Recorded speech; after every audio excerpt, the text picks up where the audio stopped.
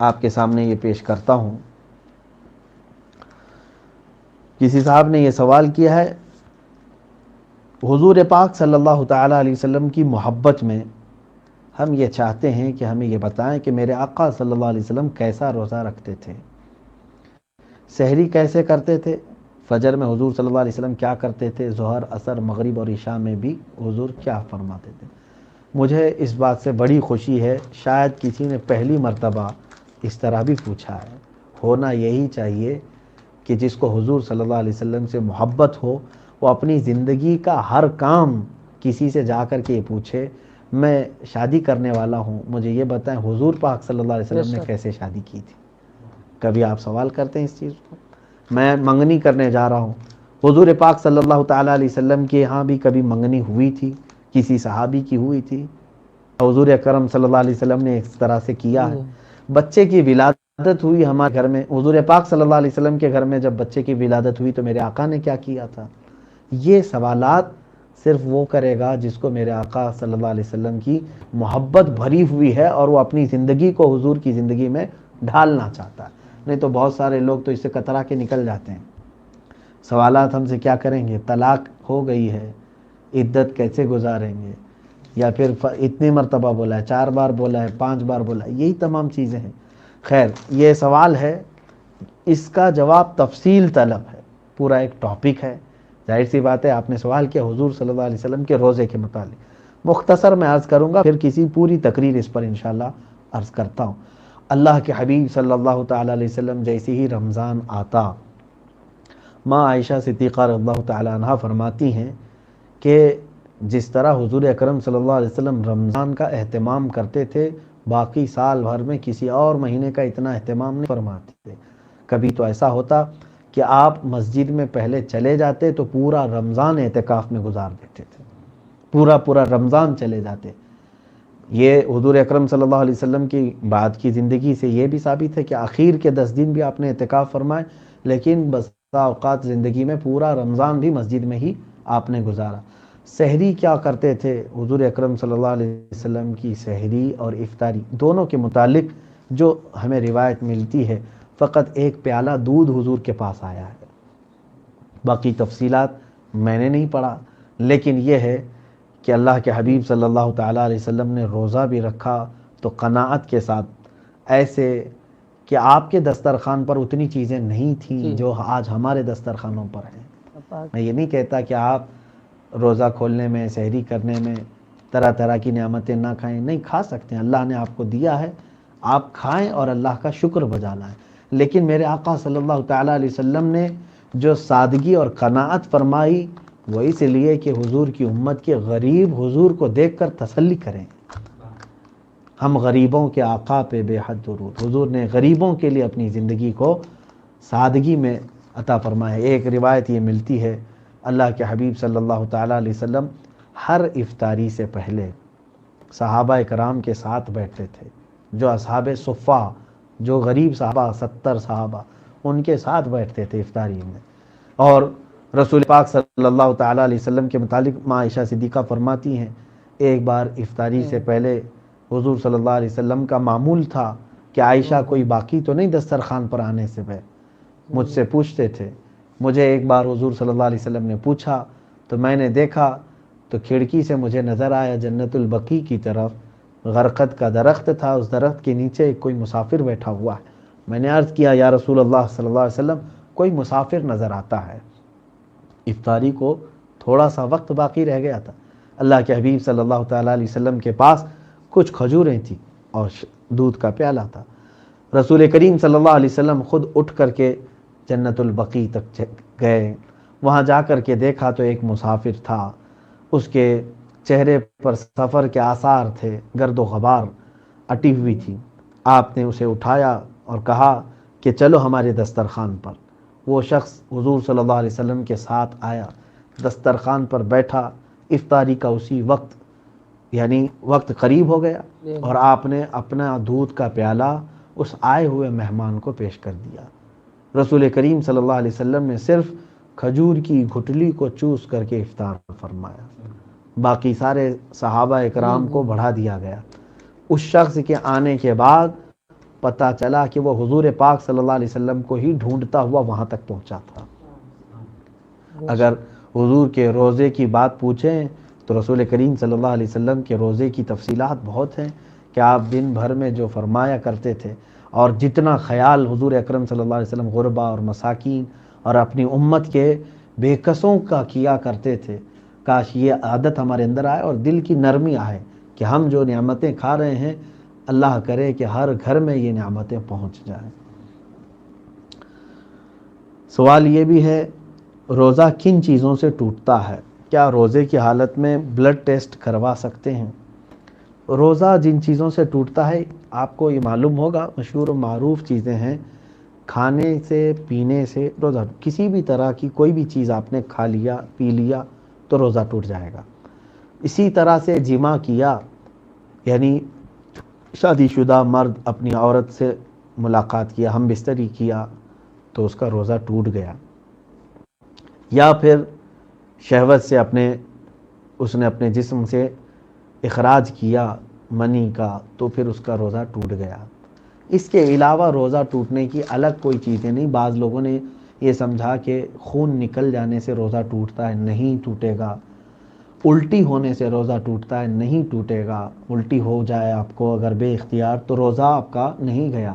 ہاں اگر کسی نے انگلیاں ڈال کر کے پورے زبردستی قے کیا ہے تو اس کا روزہ گیا، منہ بھر اگر آ گئی تو اس کا روزہ جائے گا۔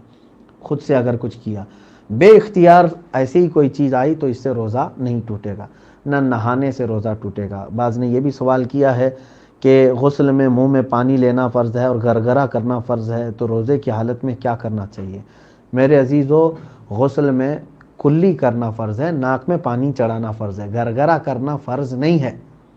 جس کو کہتے ہیں منہ میں پانی لے کر حلق میں گرگرہ کرنا فرض نہیں ہے۔ گرگرہ روزے کی حالت میں نہیں کرنا چاہیے کہ پانی کے قطرے حلق کے اندر جانے کا اندیشہ ہے۔ کلی کرے، ناک میں پانی چڑھائے، کوئی حرج نہیں۔ غسل میں بھی، روزے کی حالت میں بھی اگر غسل ہو رہا ہو تو کلی کرے، ناک میں پانی چڑھائے، اس سے روزہ نہیں ٹوٹے گا۔ آپ جیسا غسل کرتے ہیں ویسے غسل کریں، بس یہ ہے کہ گرگرہ نہ کرے، حلق میں پانی اندر نہ جائے، بس اتنا ہی ہے۔ اگر دن کے بیچ میں روزہ ٹوٹ جائے، جیسے کہ الٹی ہو جائے، یہی سوال کیا ہے کہ الٹی سے روزہ نہیں ٹوٹتا۔ ہاں سوال یہ تھا کہ بلڈ ٹیسٹ کروا سکتے ہیں کہ نہیں۔ بلڈ ٹیسٹ کروانے سے بھی آپ کا روزہ نہیں ٹوٹے گا۔ خون کا اگر چیک اپ کروانا ہے آپ کو، آپ کا خون نکالا گیا ہے تو آپ کا روزہ نہیں جائے گا۔ روزے کی حالت میں کیا گیم کھیل سکتے ہیں اور برش کر سکتے ہیں؟ میرے عزیز، گیم کھیلنے کے لیے آپ نہیں بنائے گئے۔ اللہ تبارک و تعالیٰ نے آپ کی زندگی کو جس مقصد سے بنایا ہے وہ قرآن میں پڑھو۔ اللہ فرماتے ہیں وَمَا خَلَقْتُ الْجِنَّ وَالْإِنسَ إِلَّا لِيَعْبُدُونَ، میں نے انسانوں کو اور جنات کو میری اپنی عبادت کے لیے بنایا۔ تو گیم کیا کوئی عبادت ہے؟ ہاں اب یہاں پر کچھ لوگ ایڈکٹ ہو گئے ہیں، کچھ ایسے خطرناک گیم دنیا نے لانچ کر کے تمہارے ہاتھوں میں پکڑا ہے جو تمہارے اخلاق کو بھی تباہ کر رہا ہے، تمہارے ایمان کو بھی تباہ کر رہا ہے، تمہارے وقت کو بھی، پیسے کو بھی، سب جو جوا کھیل رہے ہیں، تمہاری آخرت بھی برباد ہے۔ کچھ ایسی چیزیں ہیں وقت گزارنے کے لیے، کچھ چیزیں کیا جیسے ذہن کی تیزی کے لیے، کچھ کھیلوں کی حضور صلی اللہ علیہ وسلم نے اجازت دی جس سے جسم اچھا ہو جائے، جس سے دماغ اچھا ہو جائے۔ ہاں اگر آپ کو گیم کھیلنا ہے تو تیر اندازی سیکھو، حضور صلی اللہ علیہ وسلم نے حکم فرمایا تیر اندازی سیکھو۔ کیا یہ بہتر گیم نہیں ہے؟ اس میں تمہارا نشانہ بہتر ہوگا۔ اس کے علاوہ کشتی کے لیے حکم ہے کہ تم کشتی لڑو تاکہ تمہارے اندر طاقت اور تم ڈیفنس کر سکو، سیلف ڈیفنس کا طریقہ آ جائے۔ اور تمہیں سوئمنگ کا حکم دیا گیا ہے، سباحہ یعنی تیرنا سکھاؤ۔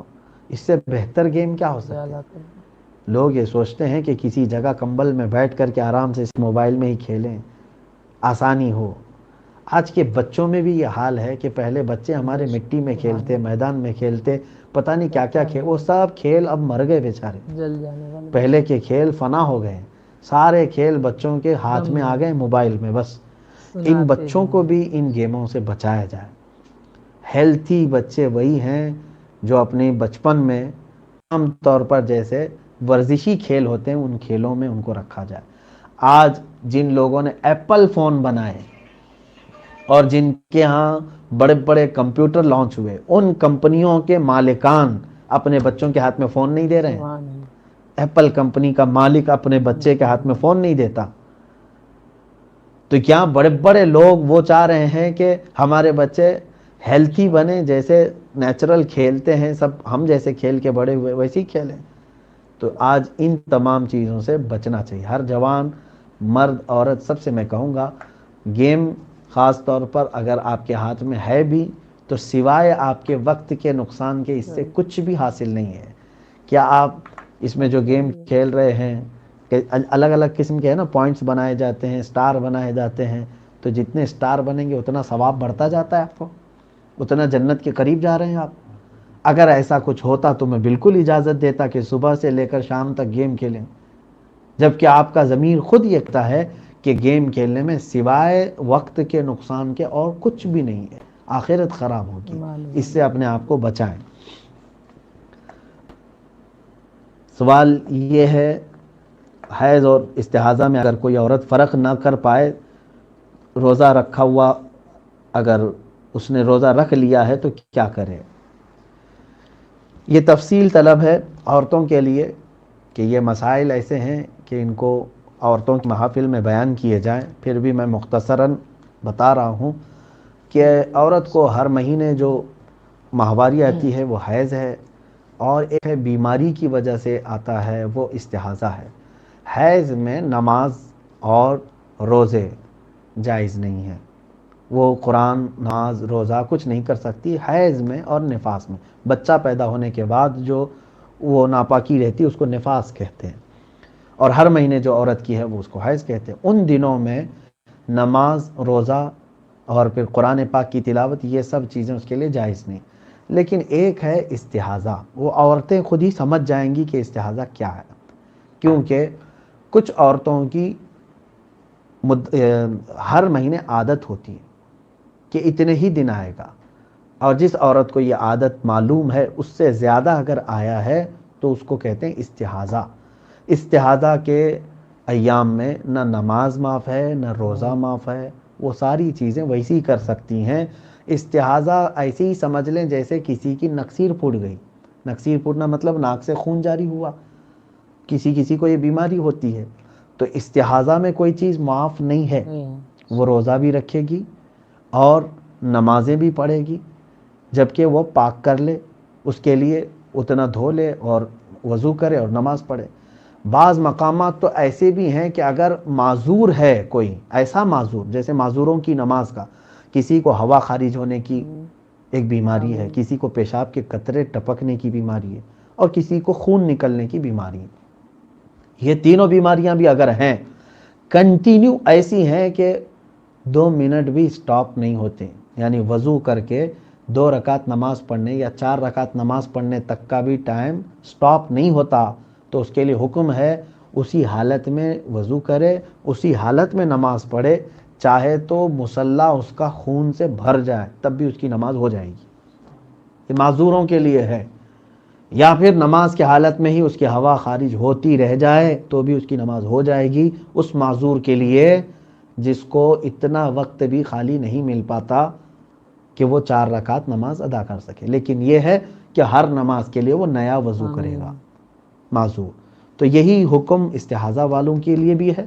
عورتوں کو یہ خود اچھی طرح سے معلوم ہو جاتا ہے کہ اگر وقت سے زیادہ آیا ہے تو وہ استحاضہ ہے، اس میں وہ ان کے لیے روزے معاف نہیں ہیں، وہ روزے ضرور رکھیں گی. اللہ رب العزت کہنے سننے سے زیادہ ہمیں عمل کی توفیق عطا فرمائے. وآخر دعوانا الحمد للہ رب العالمین. السلام علیکم.